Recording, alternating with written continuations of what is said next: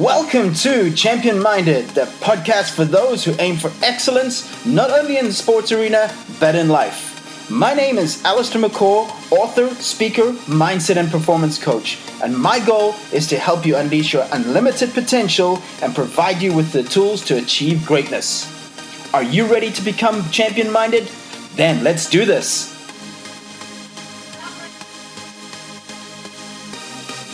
Hey, what's up, guys? Welcome to the Champion Minded podcast, or welcome back to it. I'm Allistair. This episode coming to you from Bangkok, Thailand. And first off, I have to say I'm pretty embarrassed to say that I'm second time here and I've seen absolutely nothing. It's been work, it's been hotel, it's been airport, but it's always a good time here. But on this episode of What It Takes, I get to talk to ATP Coach of the Year in 2017, Neville Godwin. Neville was the previous coach of Kevin Anderson, who reached the top 10 in the world. Currently, he's working with Hyeon Chung, the exciting South Korean player. We're having preseason right now in Bangkok, Thailand, where the guys are working super hard to get ready for the Australian Open next month. But a little bit of background, Neville and I grew up in South Africa together. We go back 30 plus years when we played tennis. Unfortunately, I was nowhere near his league. Neville went on to play on the ATP Tour, reached top 100, won ATP Newport, reached fourth round of Wimbledon, so definitely great pedigree there as well.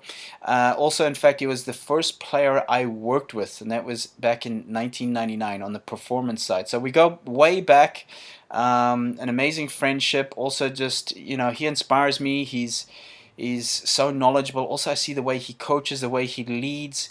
So, you know what they say, guys? Surround yourself with good people. If you want to get better, surround yourself with good people. Not only good in their skills, not only good in their career, but also good people as well, which is for me more important. So, an amazing time I get to spend with him here again to watch probably one of the best coaches out there. Why? Because he's had back-to-back success with two players, and he doesn't need to prove anything on that side to me, because I know he's quality. But I wanted to get this interview done for quite a while, but obviously with our schedules it's been difficult. So I was finally able to do it. I know on the other side of the world, you guys are going to love this one. We talk about so many things in pro tennis. We talk about the development side. We talk about the difficulties, the challenges, things that coaches do wrong, things that coaches do right. We also talk about some parents in sport as well, what can be helpful there. And we just talk about a few other exciting and interesting things as well. So enough for me, guys. Remember to check out some social media as well of mine on Twitter at Allistair, Facebook Allistair page, and on Instagram Be Champion Minded. So here it is, guys. Enjoy this one. This is Neville Godwin. Neville, welcome to the Champion Minded podcast. Thanks, Al. Thanks for having me. It's taken a while. We've tried to get this going for a while, but obviously with our travels and you being away 40 weeks and me probably being on the other side of the world, we haven't made it happen. But here we are in Bangkok, Thailand, out of all places. Yeah, it's been obviously we're always in touch, so it's always a great friendship that's been through many, many years, and it's always a pleasure for me working with you, and it's great to call you one of my friends. Thank you, bud. For you guys out there who don't know, we go back to under 12 days, so that's a good 30 years plus, dude. Yeah, we're showing our age, so about that. Obviously, I played tennis when I was younger before I started with endurance sports, but I think, Neville, you were probably the guy that put me out of tennis because I realized how bad I was. Not true. No, I was just very fortunate. I had two older brothers where my father was coach tennis, and I just grew up in a tennis environment. Very, very fortunate to be the youngest of three, and picked it up. Standing at the side of the court for hours and hours, and I'm just a very competitive person by nature, so I was always kind of leaning into that direction. Are you one of those guys that has to win the Uno game? You have to win table tennis. You have to win the Monopoly game. No, it's an interesting one because I'm not competitive in everything. And I still haven't been able to figure out exactly what direction and where it leads to, but I know I'm competitive in certain things, and in other things not as much. I do feel like for me to be competitive, I have to have prepared myself. If I'm unprepared, I don't feel like I can compete, and then maybe I try less hard, or the winning becomes less. Yeah. Now, first of all, before I want to go any further, I want to congratulate you on 2017 ATP Coach of the Year. Thank you. Yeah, it was a very, very special award for me. The great thing about it is it's voted for by the other coaches, so it's a real big sort of stamp of approval from your peers and coaches on the ATP. Yeah, tour? so we have a whole separate program, the ATP Coaches Program. There's quite a strict criteria to be on the ATP Coaches Program. You have to have attended, I think, in excess of 200 tournaments in your life, or have been a professional tennis player, and there's quite a strict criteria.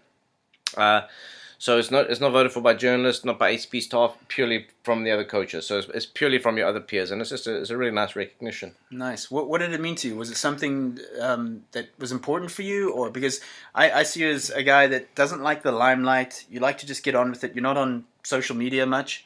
But was it something personal for you? Was it like?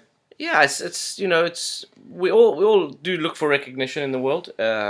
Whether we admit it or not, it's nice to feel validated in what you're doing and appreciated. And I think that really gave me it was a bit of a confidence boost. Not that I was lacking in confidence, but I definitely don't think I was in the overconfident bracket. But I get along very well. My whole persona is to get along well with other people, to communicate with other coaches, and I've got a strong network of coaches that I engage with on a daily basis when I'm on the tour. And it was a really proud moment for me and for my family, who've obviously sacrificed a lot for me to do this job, where I have to travel in excess of 30 weeks a year. Wow. Obviously, I've known you for a long time. In fact, you were my first player back in 1999, guys. That's right. So here we are, 20 years later, working together. Amazing where things can go. But it's an amazing achievement, because if I can remember, I think they choose 5 coaches. Tony Nadal or Carlos Moya was in that group. There was a few other great coaches with players that you were able to win. But obviously the time you spent with Kevin, 3 years, was it? 4 years? 4 years, yeah. 4 years. 2017, huge breakthrough. Obviously he had... the first few years had never got past the quarterfinal of a Grand Slam in 16 attempts or something like that. Yeah, he had a very poor record. He had a record you don't want to have. I think it was something like 16 or 17, not consecutive, but he lost in the 4th round. But just on a side note to that, he'd always played the highest seed possible that he could play in the 4th round. So it was never, very often in Grand Slams you can get to the 4th round and you play an unseeded player, just to how the draw sometimes pans out. He, unfortunately for him, had just worked out that he'd always played a top seed. He'd never played anyone ranked lower than him in the 4th round of a slam. So it was a combination. In 2015 was an amazing year. Kevin actually got to number 10 in the world. It was only for 1 week, but it was a massive achievement. And he made the quarterfinals of the US Open, and also beating Andy Murray, who at the time was 3 in the world, in the 4th round in an incredible match. So, the stepping stones were there and the building blocks were there. And Kevin is a very methodical worker.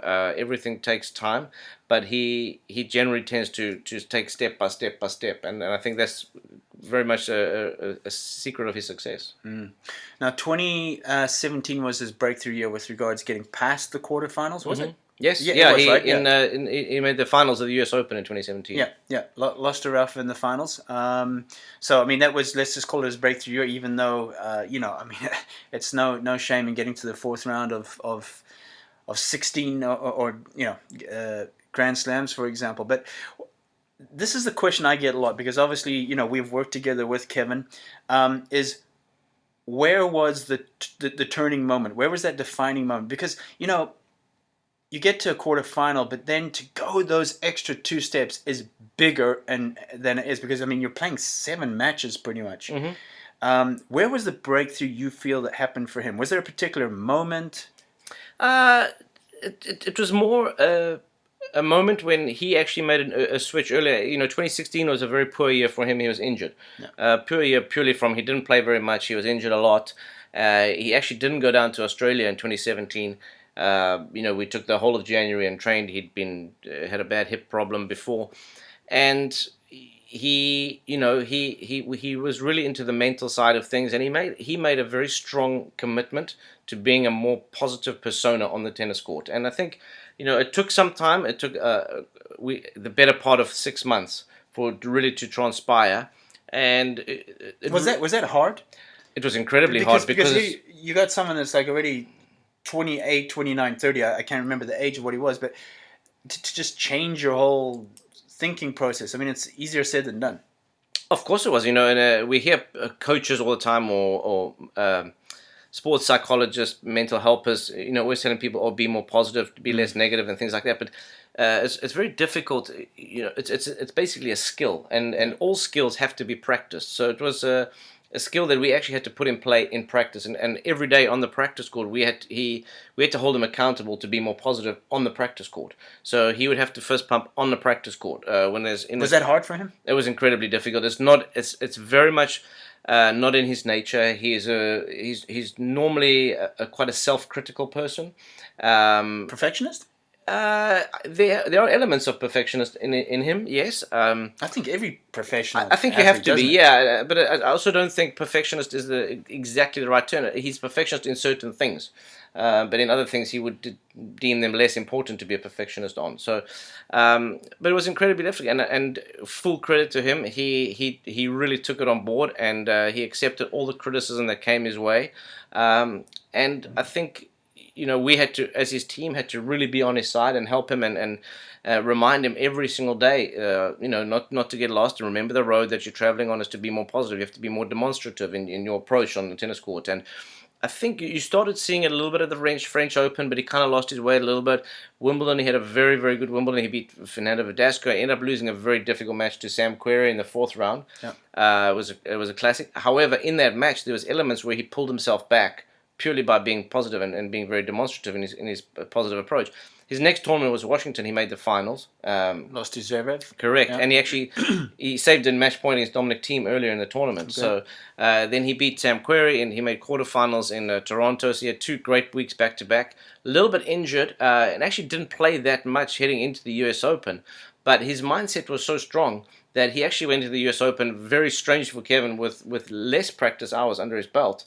And but he was so focused on being positive that he kind of went through, and yeah, people say the draw opened up a little bit, but that's really neither here nor there, because you can only play who's in front of you. And he did a fantastic job to make it through to his maiden Grand Slam final. Yeah, and then the following year he reached the final, lost to Novak in Wimbledon? Correct, yeah, in 2018, yeah. Fantastic Wimbledon. I mean, he beat some of the biggest names in the sport. He beat, in the fourth round, he beat Monfils, who had never beaten before. He was 0-5 against him up until that stage. He beat Federer in the quarterfinals in a classic match, after being 2-0 down and match point down. Yeah, huge. And then obviously the most famous match was against John Isner in the semifinals, so which potentially is changing the course of history of tennis. Yeah, yeah. Often asked what happened in the final, because he got off to a very slow start. Would you say it was fatigue from the previous, not just 2 days, but the whole?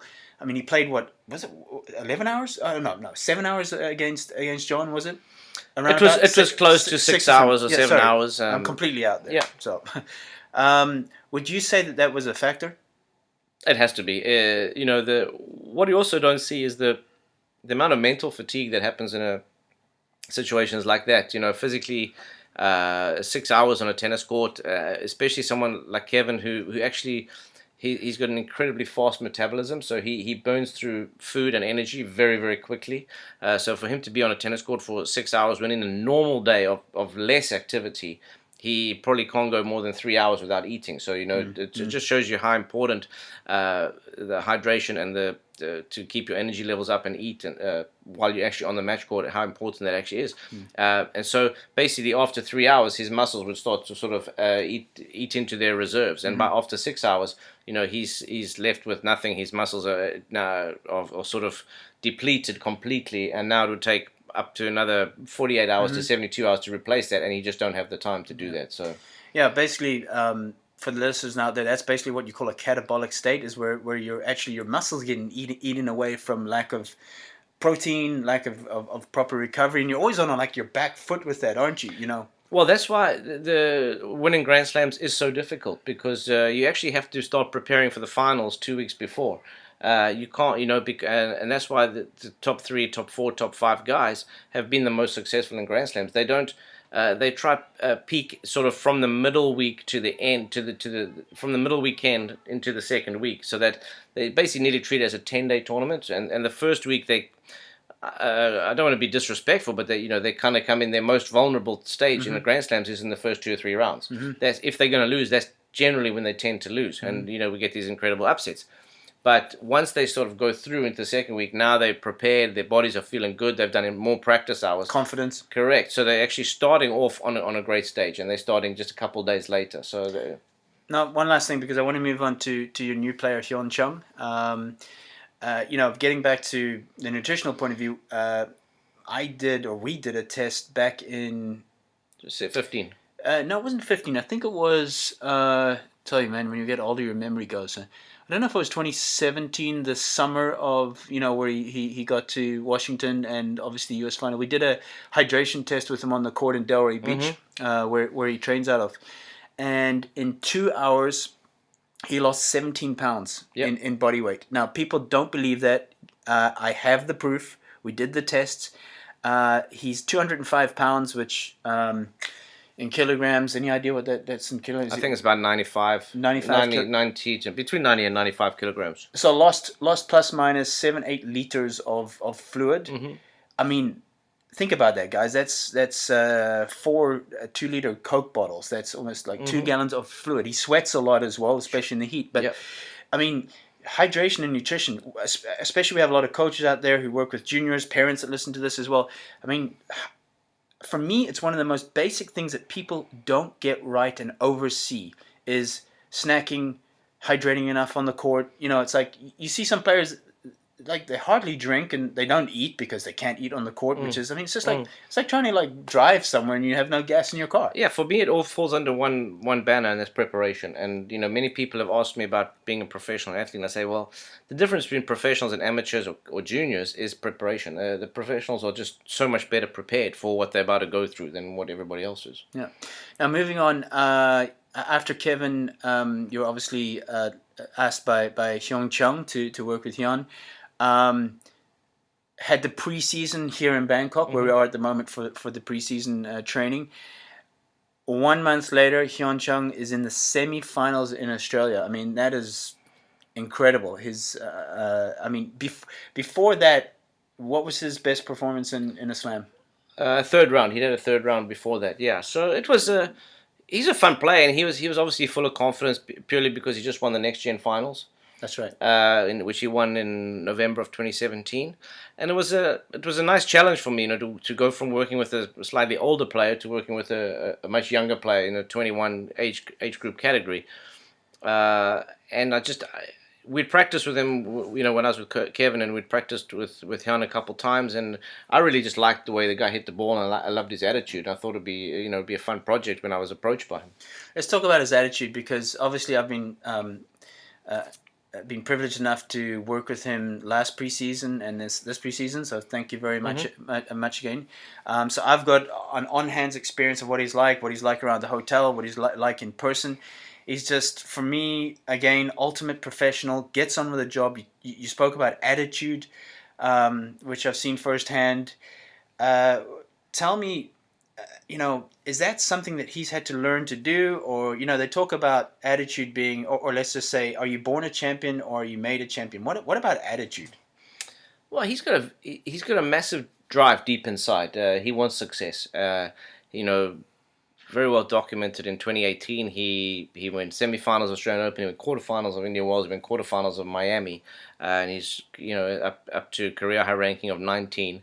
And unfortunately, we hit the injury the injury train. Let me just ask you. You had a severe foot injury in Australia, which you had to pull out against Federer in the semifinals. I mean, that foot started second round, third round. He started to get, it was a blister. Started as a blister, right? Yeah, it's for in layman's terms. Let's say it was a blister under the ball of the foot. Just obviously the way he moves creates so much friction on the lower part of his foot. He's just an amazing mover. Yeah, he's 88 kilograms and moves like he's 58 kilograms. So it's a pretty special thing to watch, and especially to watch it live. So we had to make pretty significant changes if we wanted to protect his feet. And of course, that changed the whole kinetic chain that went through his body. And so we've been dealing with some other issues as a result of that. But we feel like we're in a good position with his body, and I mean you'd be able to attest to that as well. We're not 100% there yet, I don't believe. I think it's going to be a work in progress, and we've got a 24-month plan, of what we're trying to achieve.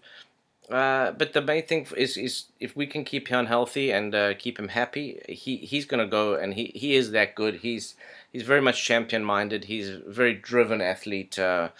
He knows how good he is, and he is a perfectionist, but in the right way, in the right definition of the term perfectionist. And I believe he's a very special player. Yeah, awesome. Let's move on to coaching. Life on the tour. Now, I think some people have a misconception about life on the tour. All they see is you sitting in the box, looking relaxed, watching your player play, and they think that's the life I want. How tough is it to be on the tour? You just spoke about, you're married, you got 2 kids. We spoke about the other day over breakfast about, you're missing birthdays, missing like special occasions. Right now, for example, your kids are on vacation. You'd love to spend with it. How tough is that for a coach?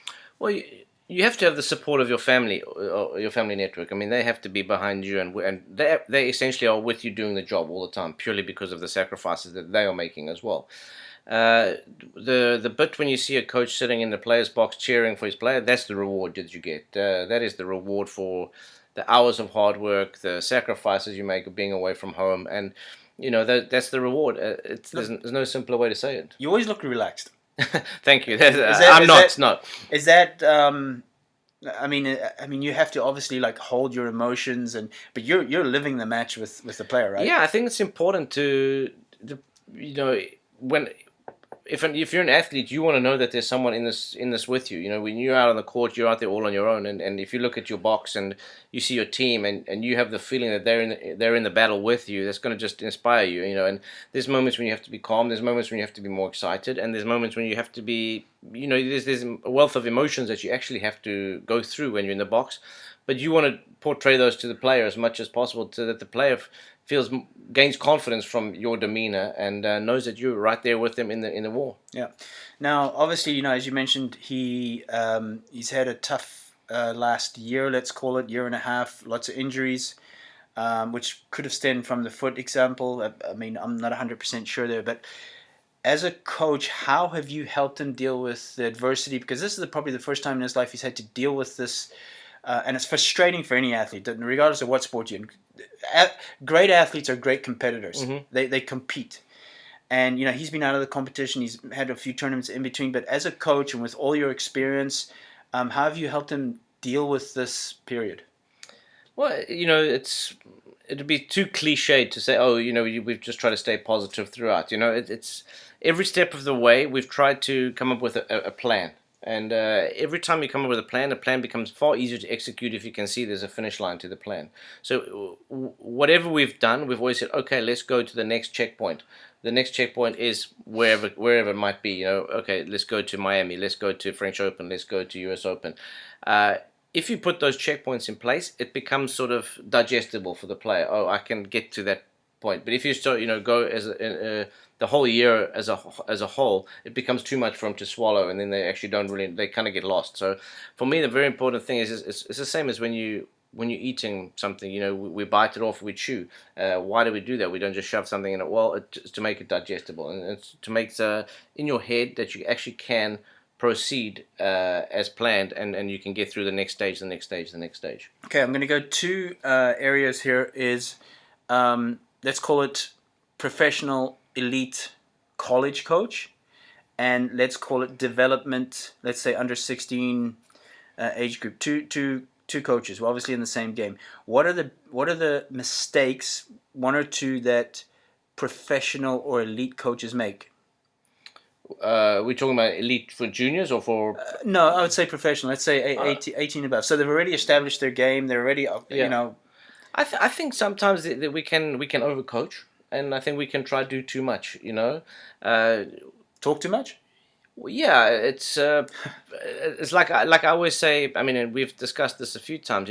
A lot of my job is actually staying out of Hyun's way and allowing him to express himself and to figure out what's going to work for him, because when he's actually out of the match court, I can't do anything. So Yeah. it doesn't help for me to give him the answers all the time. He's great because he likes to figure out the solution for himself. And very much Kevin was very similar in that regard. And if they are, if given the environment to be able to figure out the solution for themselves, it's going to stay in their brain for much longer, and B, it's going to give them that little bit extra confidence. Yeah. Mistakes that junior coaches make. Well, I think Kids of 10, 12. yeah, for me the biggest thing there is they just play too much. The super biggest objective for me, when if I see a kid or a parent comes to me with a very good 10, 11, 12, 13-year-old, the primary objective should be to keep that child in the sport. Whatever their chosen sport is. And I mean, in this example, we're talking about tennis, but tennis is an incredibly difficult sport to stay in. And if you go from 10 years old to 18, that's already nearly double your life, and you haven't even started yet playing it. You haven't started college, you haven't started playing on the tour yet. So that becomes it's just such a long road. So once again, go back, play the other sports. I'm a big advocate of multi-sports backgrounds. And I'll just jump in there. Neville and I went to opposing schools. We were big rivals. Our schools were like 8 kilometers apart, like 5 miles apart. Yeah. And I mean, I remember. By the way, guys, Neville reached career high of 60, 90. Sorry, 90. Won Newport ATP and reached 4th round in Wimbledon. Yep. Beat Becker in the 3rd round. Yep. So I mean, you have some serious pedigree there, but where was I going with this question? We were talking about multi-sports. Multi-sports. Thank you. You ran on the track team. You played cricket. You played rugby. I mean, I know from coming from South Africa as well. Southern Hemisphere sports were usually end up playing 4 or 5 sports in school, right? Yeah, and I mean, you can take them down, and my belief, I know many people have spoken about the 10,000 hours theory. Do you believe in that? There's an element of it that I do believe in, but I don't believe that it's sport specific. I believe that all the sports tie into each other. So do you believe those 10,000 hours are?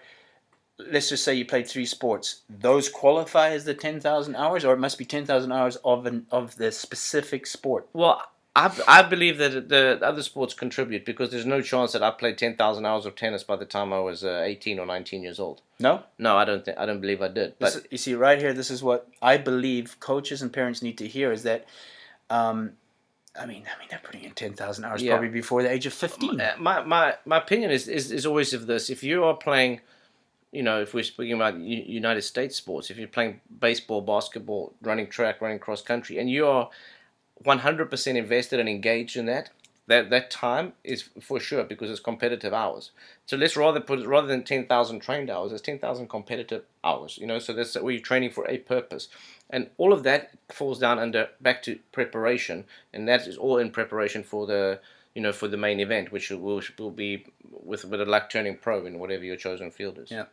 One of the cool things I always enjoy about our time together, Neville, even after 30-something years of friendship, is we have great discussions about these things. And we were just talking, I think this morning at breakfast, I don't know if it was this morning or last night. Again, start to lose your memory once you get a little bit older. And we don't need to name any academies or any clubs or whatever but your observation of going to these academies where the kids are putting in ridiculous hours, and you said something that really jumped out to me, is that you go there and these kids just look exhausted. They look like zombies walking there. They don't even look happy to be going to tennis. No, for me, it's we spoke about it as well, as it seems like they're in survival mode, because they wake up in the morning and the only thing they can think of is, how am I going to get to the next time I get back into my bed? And that's sort of 12 hours away. And they've got 6 hours on the tennis court that they have to kill. Now nobody. And school. Yeah, and nobody possibly could feel excited, happy, and motivated to do that. The level of intensity that they're portraying when they're on the court is not high, and it's just survival mode. And it's not the kids' fault at all. It's this environment that they've been placed in, but whatever situation that they've found themselves in, and I believe that it should be enjoyable, because if something's enjoyable, you want to do it more. If you do it more, you're going to get better at it. So, and the better you get at it, you're going to want to do it more. So it becomes this circle of events. And I do believe that as coaches, we don't sometimes focus enough on enjoyment. I try to steer away from using the word fun, because the fun sort of is something you associate with like going to a party or going out or something like that. But let's rather use the word enjoyment, because everyone understands what that means. You actually have to enjoy training. If you look at much of the stuff that's written about Federer, about Serena Williams, about Novak Djokovic, about Rafael Nadal, they all enjoy the process. And I think that's very important. You have to enjoy the process. Yeah. No, good stuff.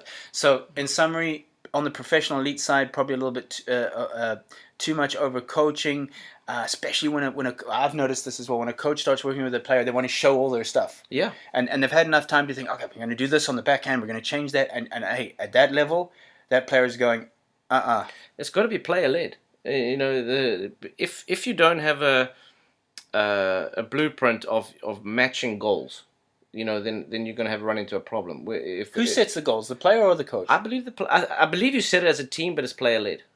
Yeah. So you will sit down and some players have much more simple goals. Some players have more complex goals. It all depends what fits in with their psyche, with their what they in their psychology of how they see themselves, where they see themselves growing, etc. But it's very, very important that they're player led, because essentially it doesn't make a difference if the coach wants the player to be number 1, but the player only wants to be number 20. You've got a massive conflict of interest in, and you're on different paths. So if it's player led, I think you're much more easily able to stay on the same path. Excellent. And then we spoke about juniors, probably, like you said, too much hours spent on the court or the field, whatever sport. I completely agree there. And a lack of enjoyment. Exactly. And like you said, I mean, if you just play that game right, you hold them back a little bit, you let them play other sports. A kid's always going to have a favorite sport. For sure. But if you're smart there, especially as a parent, because parents listening to this podcast as well, is that it's a long journey. And the question, I spoke last year at an event in West Palm Beach, Little Mo, which has just been passed now, and a parent asked, how do I know I'm doing a good job as a parent? And my answer was, if they love the game more next year than they did now. 100%. Because if they love the game, just like you said, they're going to want to play more, right? Exactly. Yeah, it's our primary focus with kids, or let's say under 18 kids that are younger than the age of 18, should be enjoyment and making sure that they stay in the game. And my other thought on that is that no one's ever made a child better than they themselves wanted to be. Mm. Do you think parents have over expectations, and coaches? For that matter? I believe they do, because up until the age of about 16, a child is going to say what you can kind of tell them what you want them to say. Yeah. And they're very influential and very easily influenced. I mean, a kid of 12 just wants to please their parents, right? 100%, and or the coach. So They don't actually know what their goals are. They want to be number 1 in the world, but they have no idea on the path or the journey that's going to take. So they'll all say that they want to be number 1 in the world. And I mean, I had a very interesting, very quick story, anecdote about... I once coached a girl in South Africa, and she was 13, 14 years old, and she told me she wanted to be number 1 in the country. And I said, okay, well, are you 100% sure about that? And she said, yes. I said, okay, well, then in that case, we have to train like you're going to be number 1 in the country. So she actually did, and all credit to her, she trained. And we went to the national championships, and she was seeded number 1, and she absolutely folded and buckled because she said, I didn't want to be number 1 seed. And so the pressure was not something that she was expecting. So it was very, we often hear the thing of be careful what you wish for. But you have to have a much greater understanding of what you're actually aiming for. That's a good area to go in, because obviously Champion Minded is all about mindset. We spoke about preparation as well, which you did, and motivation through enjoyment of the sport, playing just enough. But how do you help a player in that situation dealing with pressure? You're talking about going into a match situation? Yeah, because you have players, for example, that practice incredible. They're just incredible on the practice court. But then, like you said, they get to the tournament or they get to the event and they just fold. Yeah, I mean, I think it's important. It goes back to preparation. And if you preparation, you understand your game, if you're very clear on your game plan, very clear on your strengths, very clear on your weaknesses, very clear on what you want to achieve, what you want to do, how you want to react on the tennis court, because tennis is a reactive game. then it's far more easy to control. If you have a very simple plan that you're going to on the court, as soon as a plan becomes very elaborate and very difficult to understand and to follow, the player is going to get lost. So the job is, in my opinion, the job as the coach is to keep things very, very simple. If things are simple, much more easier to understand. Great advice. Right with you right there.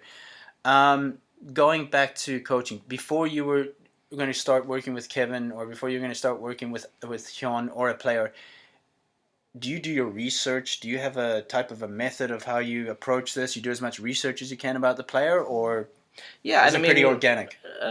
No, I think every player is different. They all have their different strengths and weaknesses. For example, it was really interesting because Kevin actually played Hyeon probably 2.5 months before I started working with Hyeon. So I had a nice little folder of notes on him, and I went back into that. I was like, oh, okay. And I had a checkpoint of 5 things, that I would have given Kevin to walk on the court to play Hyeon. And I said, okay, this is great. This is a great place for me to begin with. And so we started with that, and then it sort of worked forwards from that and morphed into something bigger from there. Unfortunately, in the last 2 years, the last 18 months, we haven't been able to do maybe as much work as we would have liked. Haven't got that momentum. Yeah, purely because of the injuries, but we've still been able to do a lot of improvement, and there's many areas of his game that have actually gone a lot better. Yeah. That's actually a good area to go into. The approach to the player before a match. What is your strategy there? Do you speak to a player in the morning, 5 minutes before they go on the court? When is the best time to do it? Or does, again, that depend on the player? It 100% depends on the player. Kevin needed some... Do you ask them? Yes. When they best... You ask, and just over time your relationship develops to a stage where you see what works and what doesn't work. Kevin liked information a lot closer to the match time, whereas Hyeon sort of in a match day he goes into his own sort of groove, and this is how he zone. Yeah, and I totally respect that. He becomes a lot more quiet, introspective. So when I get a quiet moment, and we generally do it after the pre-match warm-up, so it's normally about 2 hours before the match. And we just go over a couple of things. He's got a very, very good memory, and whatever you give them, they'll take out what they need or want, and the stuff that they don't deem necessary, they'll throw away, and that's just normal in any sports, I think. So essentially, the accountability lies with the player and going out and executing on the day a very simple plan. Excellent stuff. Let's go on to a little bit of a fun part. You need to complete the sentence. Okay. You ready for this? Sure. Serve like. Oh, it would have to be Isner. Okay. Backhand like. Chung. Okay. I have to agree with that. Movement like. And again, you're probably working with one of the best movers too. Yeah, it's difficult to go. Otherwise, it's going to sound too biased. Yeah, it's difficult to go against Chung, but it's going to have to be. It's going to have to either be Novak from a defensive and a transitional perspective, and then you go for Roger moves like someone who's incredible because he's the only person who can go from defense to attack in one shot. And then movement, the other one you could go with is Rafa, who just goes, he's every single movement that he makes has got such purpose and intensity about it. But move like, I'd probably have to say Roger. Okay, good call. Forehand like. Let's go Del Potro. Thor with the hammer. You can throw down the hammer. Yeah. Volley like. Wow, that's a good one because not that many guys are coming forward anymore. I've got one in my mind, but this is not about me. Is it current players or? If you could give us a past, if there's one in your mind, and a current. I'd go probably with Tim Henman or Patrick Rafter. Yeah, fair enough. Rafter, I mean, yeah, that half volley as well. Yeah. I'm thinking about Feliciano Lopez. Yeah, he volleys well, and if he's good at finding ways to get to the net. So yeah, he'd definitely be a candidate. That lefty. Yeah. Lefty volley. An attitude like. And no, you can't say Hyeon again. No, I mean it's going to have to be Rafa. I think his attitude sets him apart from the rest. And fight like. I'm going to have to go with one of the new breed here because I really love the attitude of an Alex de Minaur and Diego Schwartzman. Two smaller guys, pack punches way above their weight division. And, look at the year that they've had. De Minaur was one of the winningest guys on tour this year. I think he won 3 titles. So, And Schwartzman has been finished in the top 20 for the last, I think, 3 years. And this is a guy who's he doesn't really he doesn't touch 5'8". Okay. I know you work on the men's tour, but let's have a look at the women's tour. Yeah, because obviously you get to watch a lot of the women as well Sure. on tour, and so let's go there. Serve like. It's gonna have to be Serena. Easy one there. Yeah. Backhand like. Whoa. I like. It can be past or present. Yeah. I know who I'm thinking of. Sure. It was great. It was great when it was great, but it was bad when it was bad. Yeah. I'll probably have to go with Svitolina. Okay. I'm thinking back in the day, Henin. Backhand, yeah, But beautiful single-hander. But when it was bad, it could go anywhere. Yeah. Yeah. You know, do you agree with that? Is that your strength can be your biggest weakness? I'd say probably 90% of the time in physical attributes and in personal attributes, it often is like that. When with some of the most strong-willed-minded human beings, often their strength and weakness is exactly the same thing. So for example, if you had to take a very easy character trait to assign to someone, stubbornness is what makes someone great, but also what prevents them from becoming even better. Forehand like. I'm going with Andreescu right now. Where a girl who lost only I think 3 matches this year on the tour. I mean, that's pretty incredible. Yeah, it was. Volley like. It can be doubles as well. Yeah. Let's go Cara Black. Give it a little bit of an African theme. Yeah. Yeah. How hard did she work on her game? Huh? She's all 3 of the blacks maximized their potential. I mean, 100%. So yeah, because just so some of you don't know, Cara, who was number 1 in the world in doubles for quite a few years and a few slams as well. She had 2 brothers, Byron and Wayne as well, who played on the tour as well. Attitude like.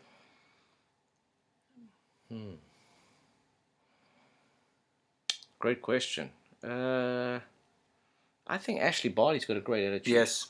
If Thinking you the same. Take someone who had a lot of success very young, didn't enjoy it, walked away from the game completely, actually went and played cricket. Yeah. And has come back and got to number 1 in the world. It just shows you that we have time.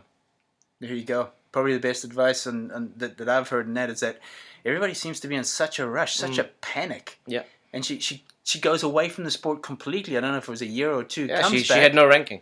Yeah. Another example was Tamia Baczynski.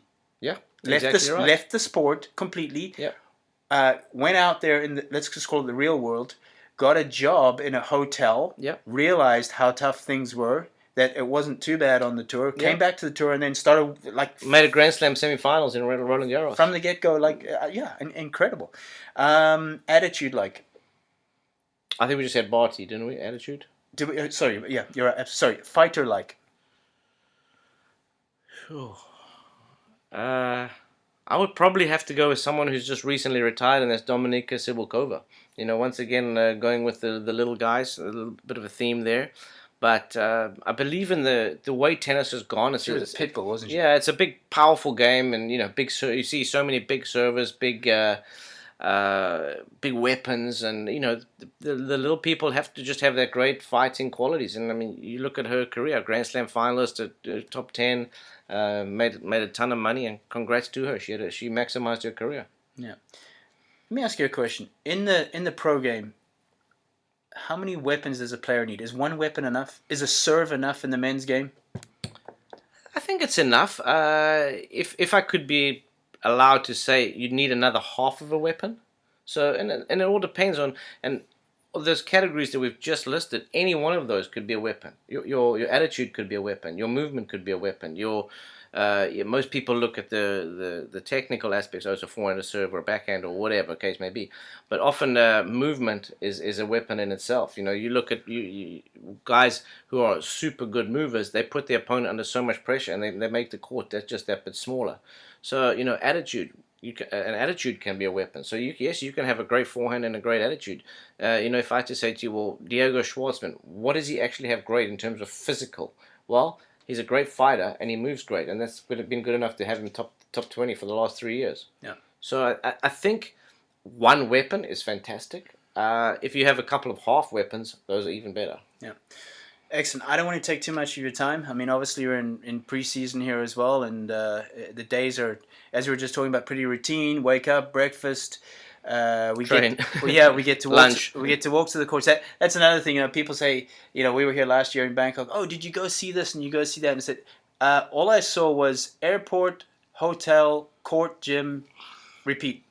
Pretty much. That's pretty much the tour, right? Yeah, and that's how it is. I mean, we're fortunate to go to some amazing cities, and if we're even more fortunate if we get to spend some time in the city and actually go around and see some of the amazing things that are on show in the places. But we're very fortunate that we get treated well. We stay at nice hotels. We go to great restaurants. They look after us very well at the courts, at the sites. The ATP's done a fantastic job with that, increasing the standard of the product that they're putting out. And I think the players have risen to the task, and I think the players are putting out a good product as well. Yeah. No, I mean, that is, and here's the thing. I mean, especially with preseason, we get a day off. Let's just say whenever it's been planned. We sometimes have 3 sessions in a day. It's in the heat because we're preparing for Australia. But when you get that day off, you actually don't feel like going out. No, you just want to do absolutely nothing. I mean, I was in Moscow 3 times. I was pretty much I'm actually embarrassed to say this, but working with a player a few years ago, and we'd be based in Moscow, and it would be the same story. My hotel was 1.5 miles from the Kremlin, and I didn't see it because I just didn't. I know, guys. This sounds bad from somebody that runs marathons and stuff. I just didn't have the energy to go walk and go see the Kremlin. Yeah, and I eventually did see it 2 years later. Last question, Neville. This has been awesome. I know. The listeners are going to enjoy this one out here. A good inside look into the tour. ATP Coach of the Year, which is a huge feat in 2017. Back-to-back success with 2 players. But in your opinion, and you've spoken about this in the podcast, sum up what does it take to be champion-minded? And we're talking about the player. Yeah, I mean, the player has to have a very clear understanding of who they are, what they want to do, and prepare really well for your journey, and enjoy the process. If you don't enjoy it, it's not going to be a long process. It's going to be a very short process, and you're going to end up being very frustrated. Pick things that you enjoy, do those, and it's a marathon, as you just alluded to. Yes, you run marathons. It's not a sprint. The amount of tennis players now that are over the age of 30 is astronomical. I mean, when I was playing, if you got to 30, that was a considered amazing achievement, but also because people started playing much younger. Now, it's taking longer to learn your trade, and you have to be very well prepared and plan your schedule correctly. Don't just follow the trend of everybody else. Some people might work well on 28 tournaments a year. Some people might work better at 20 tournaments a year. You have to figure yourself out and do it with an open mind. Be prepared and plan your journey. Neville, it's been a pleasure. I just want to take this opportunity to acknowledge you, not only as a fantastic coach and somebody I learn from every day. You've inspired me as well. I mean, every day we get in the court is like for me going to a classroom. But I want to acknowledge you for the friendship. I want to acknowledge you for obviously inviting me back here as well to work with Hyeon. Keep doing amazing stuff, man. I mean, coaches out there, if you get a chance and you're at a tournament, say hi to Neville, super friendly guy, especially if you want to talk rugby, Springboks. We won't go into that, guys. But it's his passion. Biltong eater. Probably only South Africans will get that one. Yeah, and I don't mind the odd glass of wine. There we go. Actually, when I saw your video of accepting the 2017 ATP Coach of the Year, it was with a glass of red, right? For sure. Favorite wine? Currently, I'm on either. It's obviously South African, so it's going to have to be Meerless Rubicon or the Wildecrans Barrel Select Pinotage. See, as a man that knows his wine. So if you want to please Neville, or you see him next time, just have one of those in your hand. So, Neville, thanks for coming on. Thank you. Thanks for having me. Well, there you have it, guys. I hope you enjoyed that one as much as I did chatting to Neville. I always learn from him every time I get to spend some time with him. Remember that this podcast is available on YouTube and on iTunes.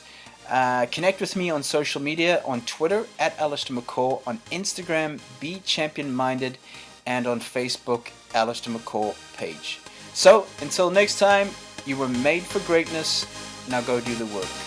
Stay champion-minded, guys.